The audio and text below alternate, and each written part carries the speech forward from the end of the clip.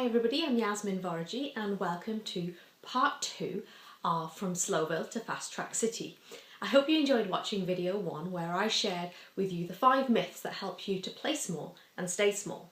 And the purpose of this 3-part virtual training is really to help you get your business to stop being that merry-go-round and stop feeling like you're wading in treacle, as I said in the first video, and really help you to get it back on track quickly so that you get the results that you want, you get the success that you want, and you're enjoying yourself at the same time. So, video 2. What are we going to be talking about today? Well, in this video, I want to share with you about how your emotions could actually be damaging your business without you even knowing it. Now, when you think about your emotions, you think, that's just a part of me, I don't necessarily need to look at that. But what we fail to realise sometimes is actually our emotions guide us and dictate to us almost how we respond to certain situations. And unwittingly, what tends to happen is we don't even realise that we may be reacting to something in a way that doesn't necessarily serve us. And this is something that I feel very passionate about because in business, a lot of business, most of business is about relationships. It's about the relationships that you have with your clients, with your customers, with your suppliers, with your community, and how you come across is critical. It's so important. So today what I want to share with you is how your emotions could be damaging your business and how you can turn that around. So while the 5 myths help us to really get stuck and unable to progress forward because they're always hindering us in some way, shape or form, what our emotions can do is really challenge how we run the business and how we lead the business. And so today I want to talk to you about 4 different ways that your emotions could actually be damaging your business and hindering your progress so that you are stuck on that merry-go-round. And when I talk about that merry-go-round, it's really about that feeling that you just are busy, you're doing lots of things, you're not necessarily getting the results like we discussed in video 1, but you just feel like you're just on that treadmill. You know, you just keep on going and part of you thinks, if I just keep on going, if I just keep plugging away, it'll come good. And the problem is, you could be 12 months or you actually realise that, hold on a minute, it didn't come good for me. So what I want to do is help you get off that merry-go-round and get that business back on track. Okay, so the number 1 thing that I wanted to talk to you about today was about how you interact with other people. And a key skill that's required in business is really around rapport building and how you build that rapport. Now, some people are naturally very shy and can come across as very quiet. And that's okay. It doesn't mean that you have to be this big loud body that is shouting and roaring the whole time.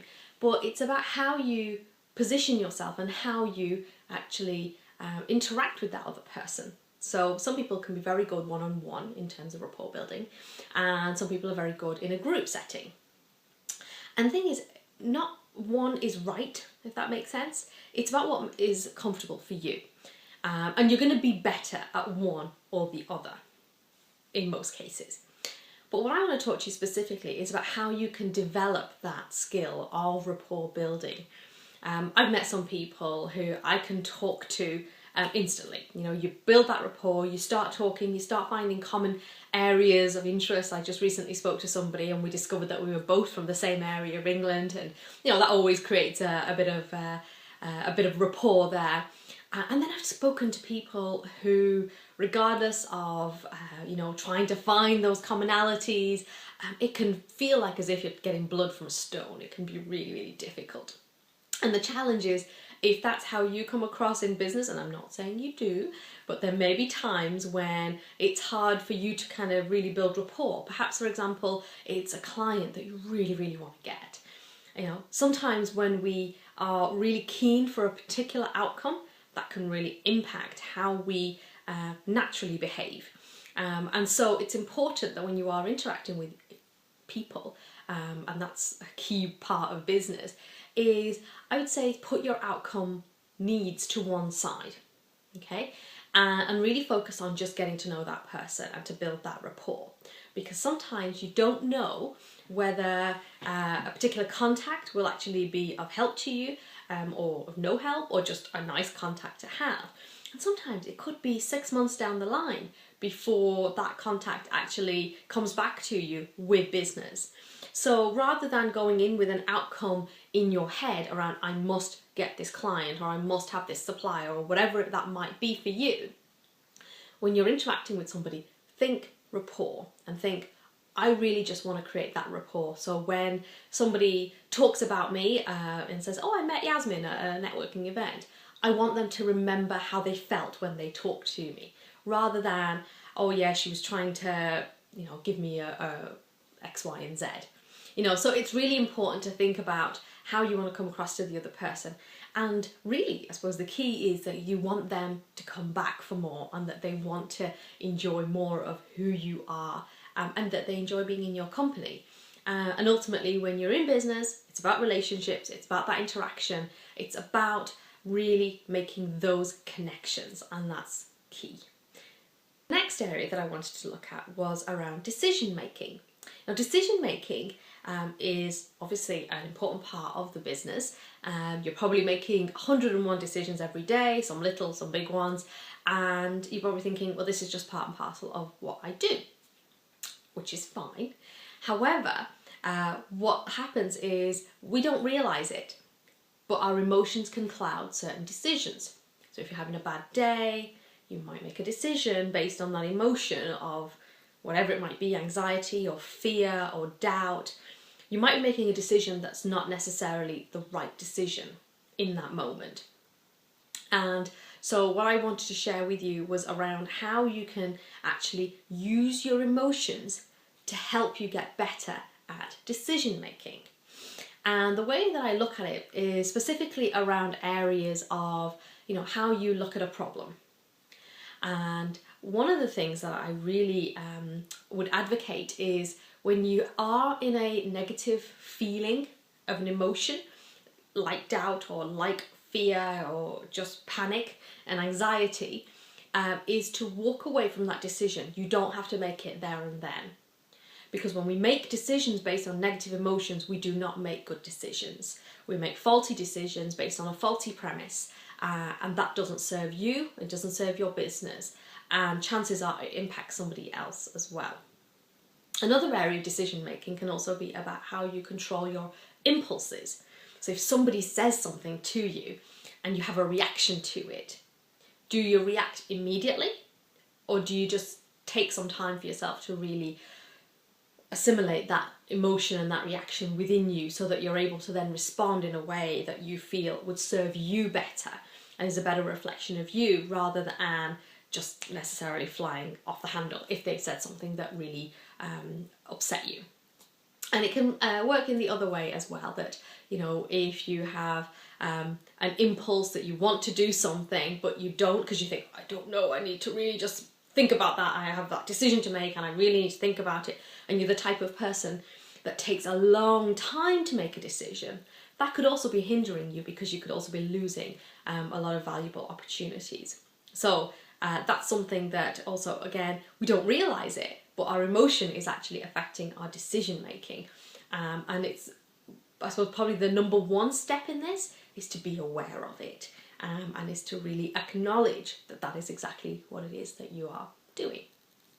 Okay, well, the next one is a biggie. The next one is stress management. And I'm sure you're probably sitting there thinking, oh, well, what's she going to say about this one? And the truth is, stress exists everywhere. And stress is not a bad thing. Stress is not something that you want to avoid at all costs, because stress helps us to perform at an optimum level. And I heard a great teacher telling me once that if you don't have enough stress in your life, you experience rust out. And if you have too much stress in your life, then you experience burnt out. And I'm probably guessing that for the people, for you watching this video, it's probably more like burnt out, because you've been so busy and you're performing at a very stressed level. Now, a certain level of stress is very good. You hear some people talking about the fact that they perform best, when they're at when they're stressed or when they're really pushed against a deadline. And the truth is that what's happening is that they're performing when there is an optimum level of stress. It's not that it gets too much, because once it gets too much, then it becomes a problem.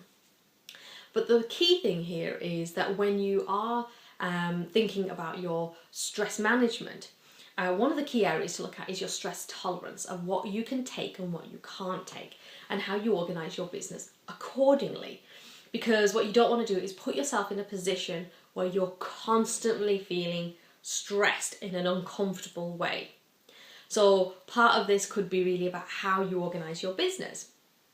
Some of my clients will share with me about how they feel out of control and stressed to the max because of this whole area of, okay, I'm just gonna see what happens this week. I'm just gonna fly by, whatever's going on. I'm just gonna react. I'm just gonna respond. And the problem is that only works in a short-term capacity. You can't do that in the long term. And if you want to have a sustainable business, then it's really important that you plan ahead and you think about exactly what it is that you want to have done, and how you're going to do it and when you're going to have it done by. Now, this takes time and this takes practice. It's not something that you just start doing and that it just becomes natural to you. It is something that you practice, but the more you do it, the easier it becomes, and the more you can perform at the optimum level of stress rather than feeling the burnt out. Okay, and so the fourth way that I wanted to share with you about how your emotions could be damaging your business is really concentrating around your self-expression. And one of the great joys about the business and the work that I do is that I get to spend time with people who are so passionate about what they do. They love their business, they have great ideas about their business. But what happens is they have all these ideas bubbling away, but they experience some difficulties when they're trying to share that passion with the world, share it with, their clients or their customers. And what's interesting is that it's that passion, it's that level of passion that they have, that they could potentially then, start tripping over their words. If you're at a networking meeting, for example, you start to just go blah, blah, blah, blah, blah, blah, blah, and you're like thinking, oh God, that just sounded so bad. Why did I say that? And it can be so devastating, because you go home and you think, oh, I just did not do myself justice then. But it's about how you express yourself. And the key really about how you express yourself in a way that's articulate and that people get you is to get really clear on what it is that your business does and who you serve. And that, I swear to you, will just have such a huge impact on what you do. You're going to be blown away by it. I know that was certainly my experience, that when I really got clear, and for a long time I wasn't clear, I didn't have that level of clarity, but when I got really clear, I was just like, oh, and then suddenly people started to appear, magic started to happen. And so I really want to share with you that your self-expression, how you express yourself to the world, is really a reflection of what's going on inside. And it's about getting that level of clarity that helps you to do that. Okay, so they're the 4 ways that your emotions could be damaging your business. And what I want to share with you in this next segment of video 2 is about how you can actually turn this around, and what are some of the key things that you can do in your business right now that will actually help you to have an impact. So I want to show you 2 steps of the system that I use with my clients. And the first system really is focused on just what we've been talking about in terms of clarity, in terms about what your business does and who you serve. And this is really important, because the work that I do with my clients is really helping them to get that level of clarity.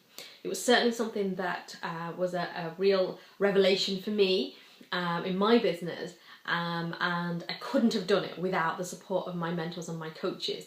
And so this is something that I would really strongly encourage you to do, is that when you finish watching this video, is really think about the questions that I'm going to ask you, and think about, okay, well, do I have that level of clarity in my business? One of the things that I am really keen to stress and emphasize with my clients is that your business isn't just about the next 6 months. It's not just about the next 12 months, but it's about what the long-term vision is for your business.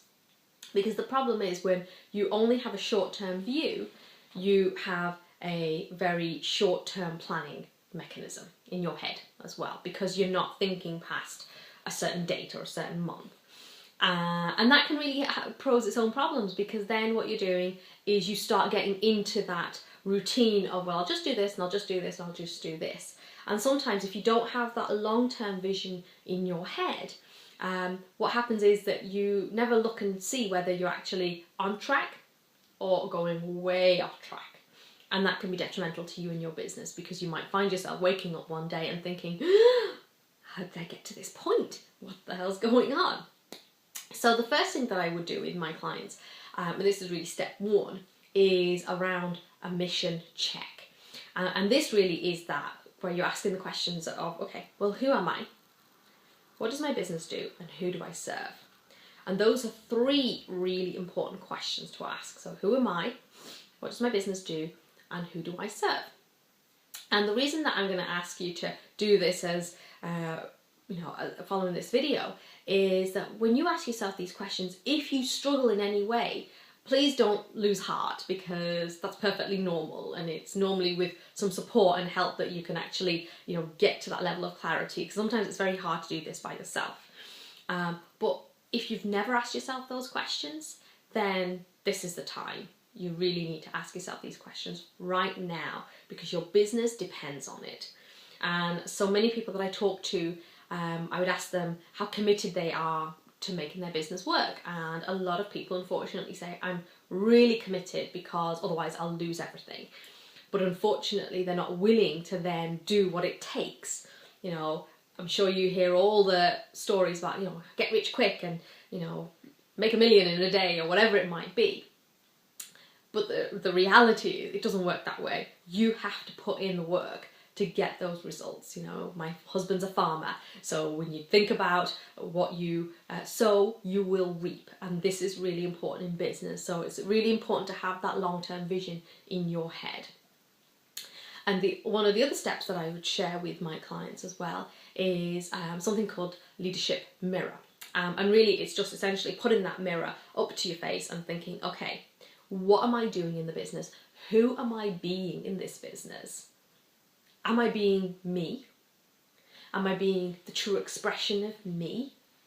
Or am I just going through the motions? Am I just going through what I think I should be doing? Or is this actually something that really feels passionate to me? I feel really wedded to it, and I'm really committed to it as well.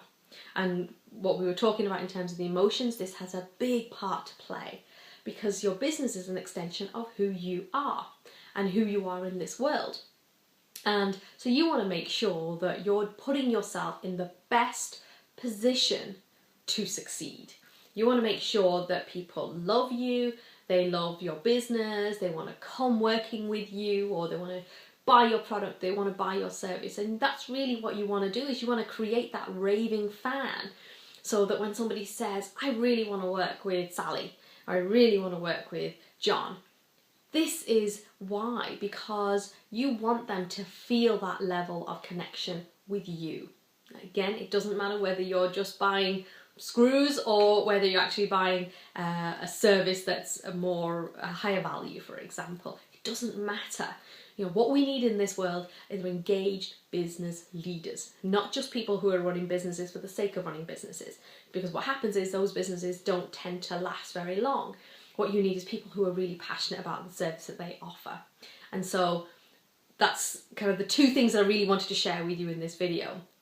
And I want to invite you to part 3, which you'll have all the details of in your email as well. So keep an eye out for that.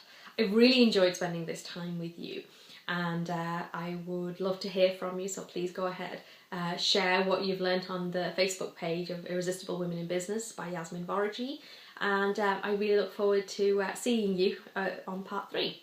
Take care.